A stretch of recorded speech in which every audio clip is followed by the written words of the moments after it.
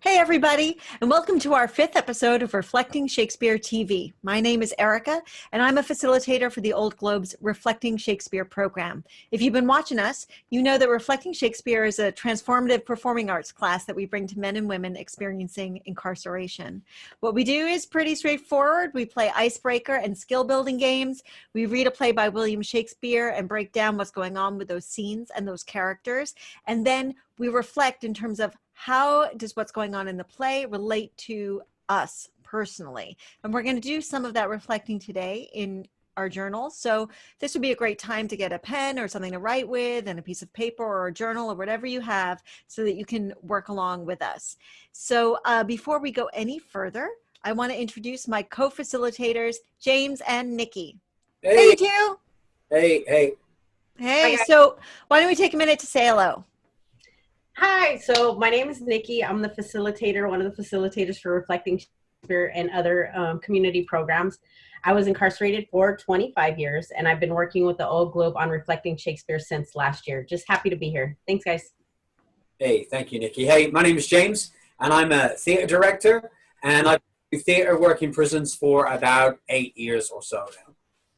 Wonderful. And I'll share with everyone, I initially trained as an actor, and I mainly worked in contemporary theaters with new plays. And it's my working with Shakespeare inside that's made me really fall in love with his work. And so thank you to all of those who I've worked with out there that have helped me to enjoy the Bard and really find value in his writing. And I have to say, Nikki and James, you look like you've moved from where you normally shoot from. Can you tell us a little bit about where you are? Sure.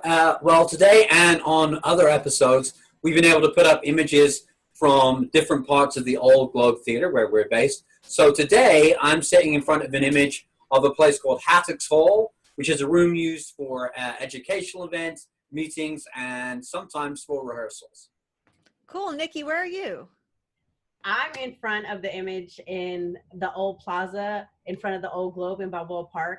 The big round building on your guys' left right there is one of our largest theaters, and it's designed to look like Shakespeare's Theater in London, which is super cool. And then on the right there on the balcony behind those windows, that's the room where James talked about. That's the Hattock's Hall. So he's up there in that room. I like how that connects. And Balboa Park, I should say, is in the center of San Diego, which is where the Old Globe is. All right, so let's start now our program the way we would start in person, checking in with our highs and lows, something good from the past week, something not so great. You can share in either order, and if you don't have one or the other, that's fine. So who's going to start? Nikki? Yeah, I'll start. So my low this week is don't have one, winning. Yeah, for sure. My high this week is just being able to be a mentor for the youth that are coming out of the justice system. So it's an awesome feeling. Right James? on. Yeah, I'll go. Thanks, Nikki. Cheers. I would say I'm going to go low first. It's not really a biggie, but I'm experiencing, because in this time of the COVID crisis that we're going through right now, I'm spending a lot of time, more than normal even, on my computer like we are right now. And at the end of the day, my eyes are just like really tired and strained. So that's kind of a low a little bit, I guess. But my high, though, is right now, I'm happy to be working, right? Because a lot of people are out of work right now, that's for sure. So I'm grateful for that. And one of the projects I'm working on is looking at a lot of Shakespeare and a curriculum involving some of the work we're doing right now and how we can start to implement that in juvenile hall and juvenile court and community schools. So I'm looking forward to getting involved with that. Erika, go ahead. Well, I'll just talk about my most recent low and high. I had a low this morning where there was a grasshopper loose in this room where I record, and I couldn't catch it, and it kept jumping out at me and scaring me. And my high is that I did find it, and I humanely let it go into the wild. But I can safely record this program without thinking a grasshopper is going to jump in front of my face, unless it had a friend. I don't know about. In the making of this recording. Yeah. All right. So we always do warm-up games at the beginning of our class, and we've been trying to translate that to our TV program. And James has been running our games as much as possible. So James, what do you have for us today? All right. Thank you, Erika. We're going to play a game which is called What Are You Doing? And this is kind of an acting game. more so than maybe some of our previous warm-ups. But this is also a real workout for the imagination. So this is how it goes.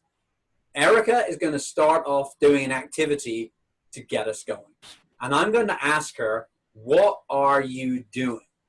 And she is not going to tell me the thing she's currently doing, but rather say something else. And I'm going to have to take on the activity that she says. Her job is to give me an activity to do with enough details that it makes it interesting. Before we start, and so I don't get any side coaching from Niki and from Erika, whenever that activity is called out, whoever's doing it, they are always right. We can't call out, hey, that's not how you do that thing. So however it's acted out is the right way to do it. All right, let's just give it a try by playing it. Erika, you're going to start it off. So my job is to watch that with Niki for a little bit. I'm going to take that on, and I'm going to say, hey, Erika, what are you doing? I am so hungry, and I'm eating my first meal in a week, but it is boiling hot, but I'm determined to eat it. Okay, so my job is to take on what Erika just gave me. Here we go.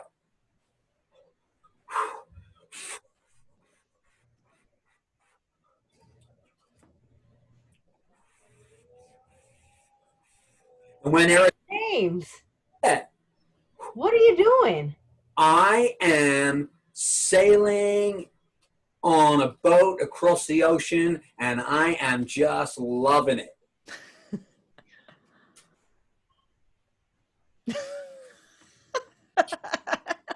So we're going to let that play out, and when Erika... I love watching her have a great time on that. Hey, Niki, what are you doing?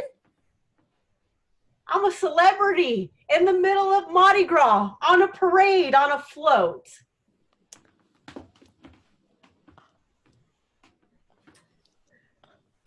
I should be doing my Instagram. You're a celebrity on Reflecting Shakespeare TV. Hey, Erika, what are you doing? I am trying on various hats and looking in the mirror and deciding which one looks best. Got it.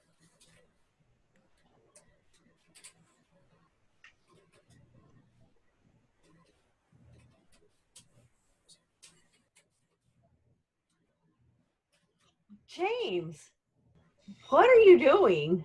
I am trying to chase dragons, but the net I have is just too small.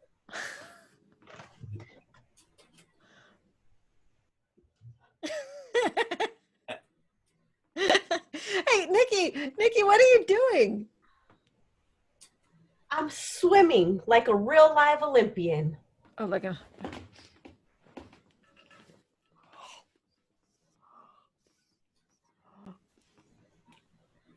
All right, and I'm going to let Erika just keep swimming. No.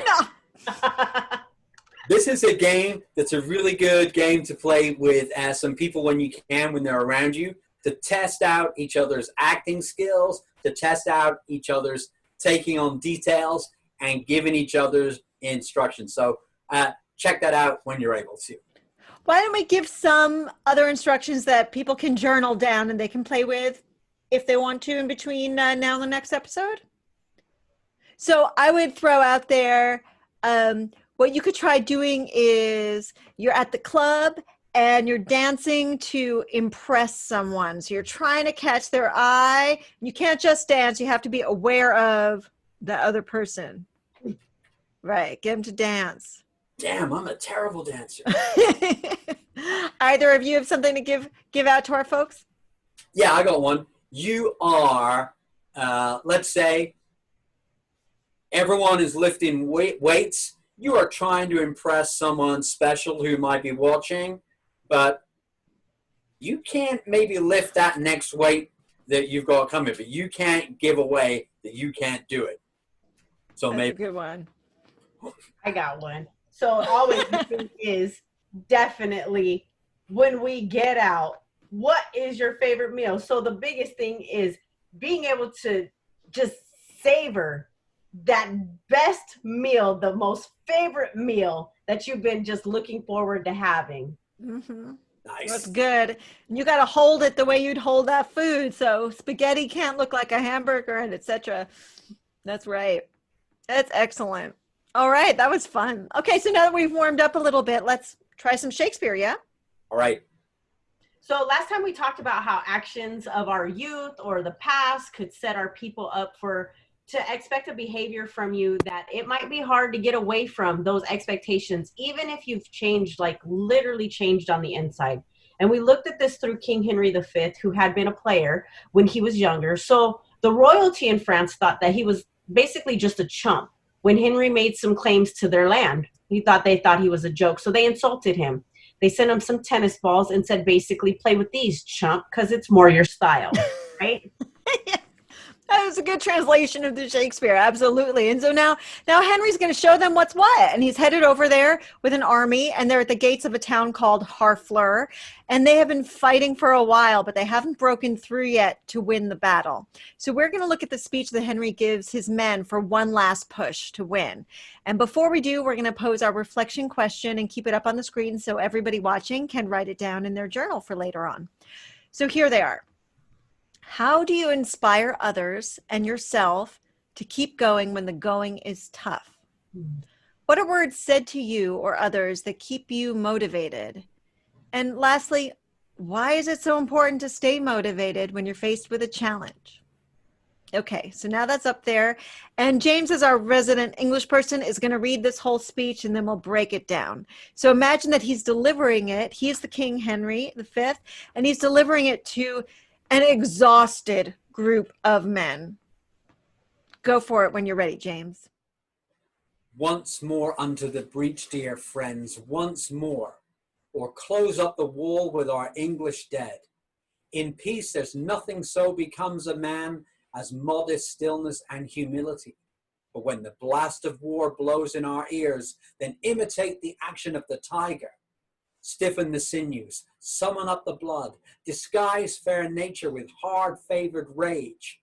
Then lend the eye a terrible aspect. Let pride the portage of the head, like the brass cannon, let the brow overwhelm it, as fiercely as doth a gold rock overhang and jutty his confounded base, swilled with the wild and wasteful ocean.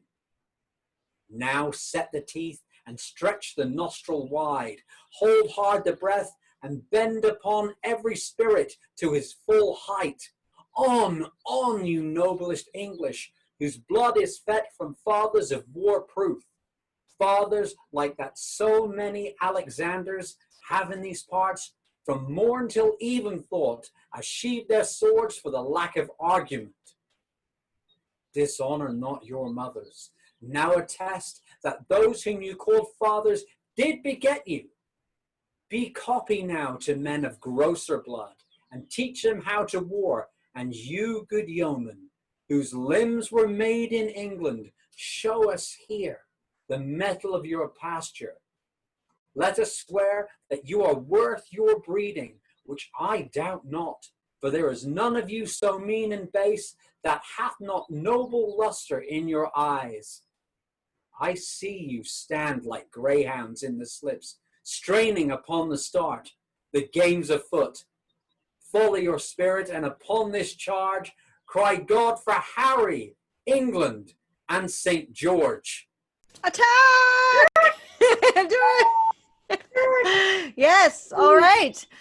Whew, that's a big speech. All right, let's break it down. Shakespeare puts a lot of good motivation tactics into this one speech. I love it. He layers them. So like once they get pumped up, then he gets you a little bit more pumped up. Like not gonna get you just pumped. That's right. Yeah. So, okay. So right at the top, he says, once more unto the breach, dear friends, once more, or close up the wall with our English dead. In peace, there's nothing so becomes a man as modest stillness and humility. But when the blast of war blows in our ears, then imitate the action of the tiger.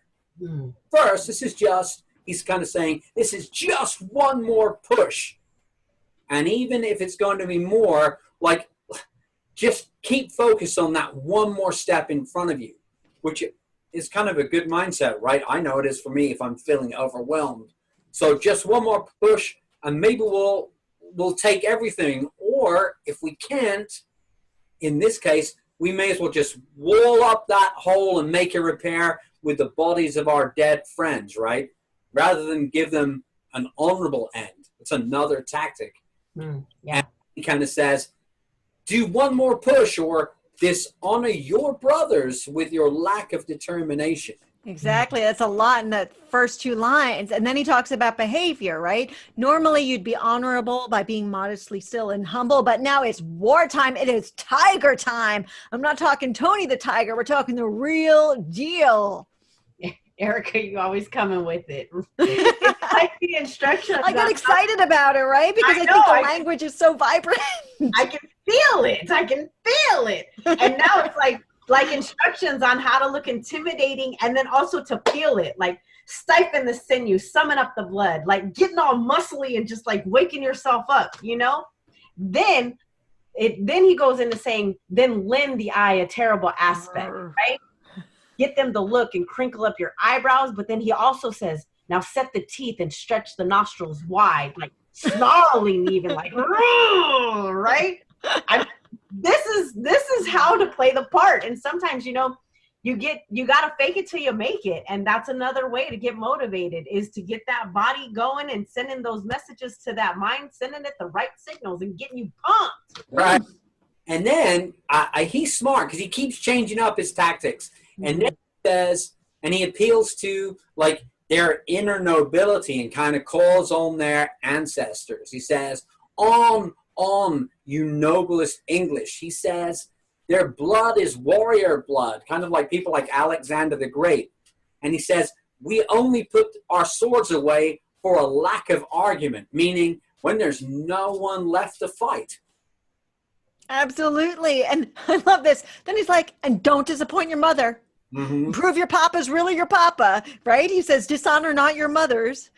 Now attest that those whom you called fathers did beget you. I mean, that just makes me laugh, because nowadays, Shakespeare can be thought of as very highbrow, but he wrote for the common man, for everybody. And you can imagine how Shakespeare's audience, who would be standing up, they wouldn't be sitting down, they'd be standing up, and the stage would be like up, you know, the players would be right up there, the stage would be there, and just how they could whoop and holler at a line like that. But, you know, also not disappointing your mother, that can be a major motivator, right?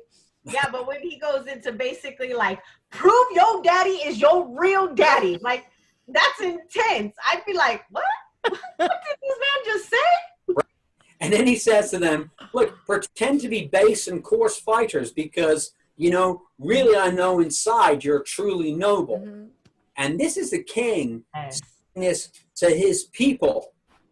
And so you got to think that this was him appreciating their inner nobility, and that being kind of like a rare moment and a great honor for him to say it and for them to hear it. And this is a tactic. It's like, have confidence in yourself. I believe in you, so you should believe in you. Mm-hmm. Finally says, okay, you're ready to go. I see you stand like greyhounds in the slips, straining upon the start. And then he ends with like a final battle cry, which is, Harry, the king, England, their country, and St. George, who was the patron saint of England. So kind of like the idea of God. So he says, for king and country and God, to kind of seal the deal. Mm-hmm.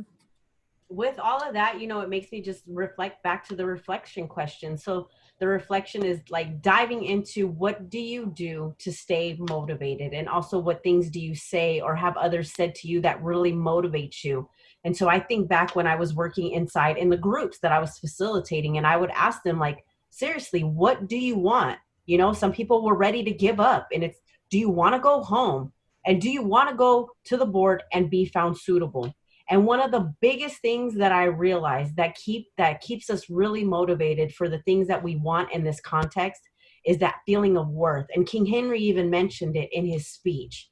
And then we have a tendency of, once we start feeling that worthiness, that there's so many powerful motivators like anger and pain that can be used in a powerful way. But when we combine them and work with them and add that work to it, oh God, it just becomes the most powerful and constructive form of motivation that pushes you through things that are just inconceivable sometimes. And that we can help each other with that by saying, I believe in you. You are worthy of this, like Harry does. And I know for myself, I was thinking it's like team, being motivated helps me when I'm on a team. And I'm so much better at getting the task done if I'm accountable to other people. If I don't want to hold the group up, I want to bring my A game for others. And if I keep something for myself, or if the goal is really just for myself, I'm much more likely to get it done if I'm sharing my intention, my goal with other people, and then they can check in with me and say, how are you doing with that? Or I can check in with them, and knowing that I'm going to have that external check-in kind of keeps me going. Yeah. Well, I love speeches like Harry's speech. I love those motivational speeches. And they work for me because I'm someone who definitely is plagued by like self-doubt for sure, or lack of self-confidence for sure. So, yeah, I need those, like, sometimes those external things to fire me up so I can take them inside to help fire myself up. Before we sign off from this episode, there was a line in this speech that I've heard a lot of times, but when we were preparing for today, it hit me a little differently, and I was wondering if we could talk about it. So this time when we read, Henry says, disguise fair nature with hard favored rage.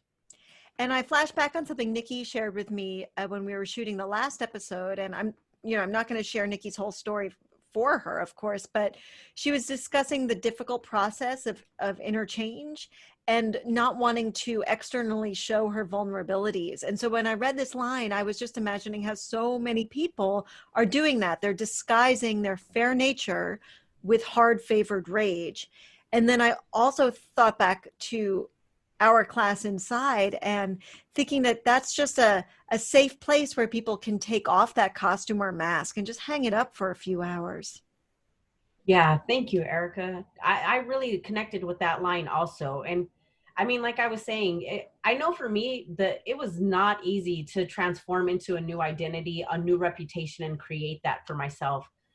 It was important for me to maintain like a certain image.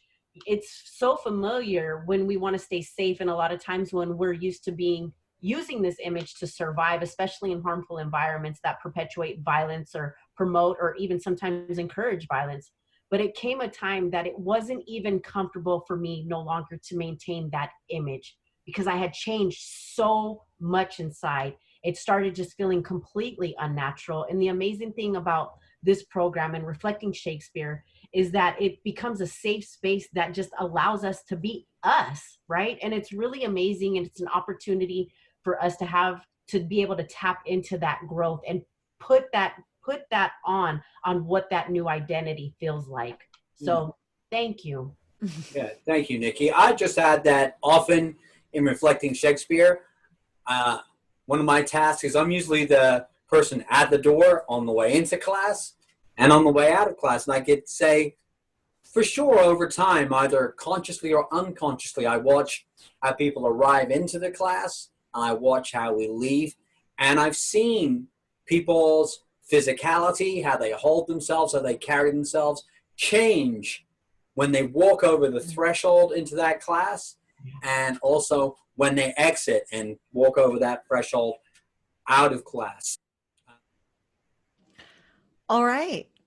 Well, does anyone else have anything to say on that? If not, it is time to check out, and episode 5 is done. All right. We're going to do our one-word checkout. Those of you who've been tuning in, you'll know this is where we share just one word about how we feel right at this moment. Let's go today. Let's go Niki, Erika, and then me, and then everyone watching. You can share your word right when we've all gone through our sequence. All right, here we go. Worthy. Grateful. Worthy. And now everyone watching. Thank you. All Awesome. right.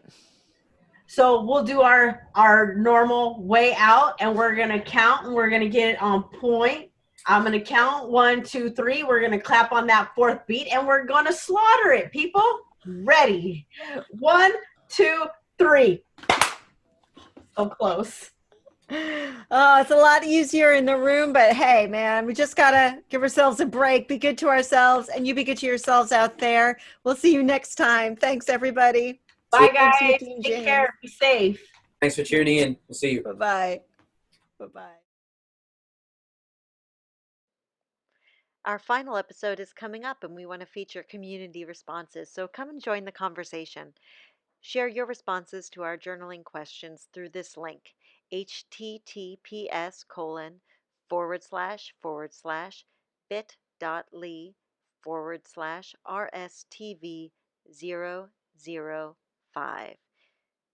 Each of our episodes has a special link dedicated for telling us your reflections, so please join the community conversation and let us feature your writing in our final episode coming up in July. Thanks.